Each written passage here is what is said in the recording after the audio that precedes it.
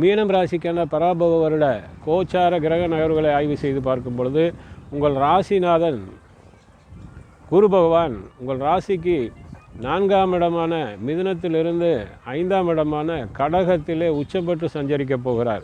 மேலும் அவர் உங்கள் ராசியை பாக்கிய பார்வையாகவும் பார்க்க போகிறார்.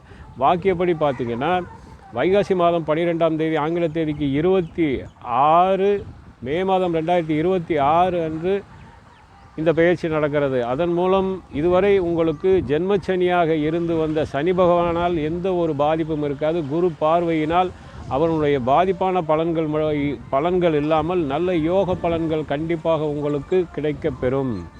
உங்கள் ராசிநாதம் உச்சம் பெற்று இருக்கிறதுனால தனவரவு பணவரவுக்கு குறைவு இருக்காது.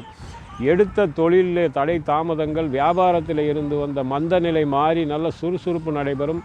உத்தியோகத்தில் இருப்பவர்களுக்கு உத்தியோகத்திலே பதவி உயர்வு, ஊதிய உயர்வு கிடைக்கப்பெறும்.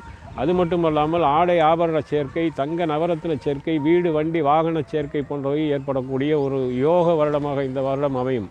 மேலும் பார்த்திங்கன்னா இந்த வருடத்திலே சூரியன், சந்திரன், செவ்வாய், புதன், சுக்கிரன் ஆகிய கிரகங்கள் உபஜயஸ்தானத்தில் சஞ்சரிக்கக்கூடிய காலங்களிலே கணவன் மனைவி உறவு சிறக்கும். மேலும் இதுவரை மனைவியை பிரிந்து கணவனை பிரிந்து கலத்திரத்தை பிரிந்திருக்கக்கூடிய அனைவரும் ஒன்றிணையக்கூடிய யோக அமைப்பையும் தரும்.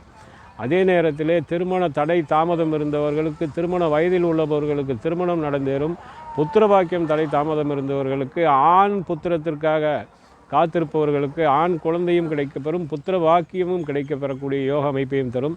அதே நேரத்தில் இந்த வருடத்திலே ராகு கேது பயிற்சி இருக்கிறது. வாக்கியப்படி பார்த்திங்கன்னா ஐப்பசி மாதம் 27ஆம் தேதி ஆங்கில தேதிக்கு 13/11/2026 அன்று உங்கள் ராசிக்கு 6ஆம் இடமான சிம்மத்தில் இருக்கக்கூடிய கேது பகவான் 5ஆம் இடமான கடகத்திற்கும், மேலும் பார்த்திங்கன்னா உங்கள் ராசிக்கு 12ஆம் இடமான கும்பத்தில் இருக்கக்கூடிய ராகு பகவான் 11ஆம் இடமான மகரத்திற்கும் பயிற்சியாகி சஞ்சரிக்கப் போகிறது.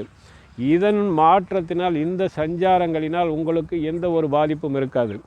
மேலும் பார்த்திங்கன்னா இது அனைத்து விதத்திலுமே உங்களுக்கு யோகா அமைப்பாகத்தான் தருமே தவிர எந்த ஒரு பாதிப்பும் தராது. காரணம் என்னன்னு கேட்டிங்கன்னா, குரு பகவானுடன் இணைவு பெற்று கேதுவும் குரு பகவானுடைய கலத்திர பார்வை ராகுவிலும் இருப்பதனால் ராகு கேதுவினால் எந்த ஒரு பாதிப்பும் வராது. அவர்கள் அந்த இரு கிரகங்கள சஞ்சாரங்களினால் உங்களுக்கு நல்ல யோக பலன்களும், கோர்ட்டு கேஸு சம்பந்தமாக இருந்து வந்த தடை தாமதங்களும் விலகி உங்களுக்கு சாதகமான தீர்ப்பை வழங்கக்கூடிய ஒரு நல்ல அமைப்பையும் தரப்போகிறது. இந்த பராபவ வருடம் மீனம் ராசிக்கு யோக வருடமாக அமையப்போகிறது.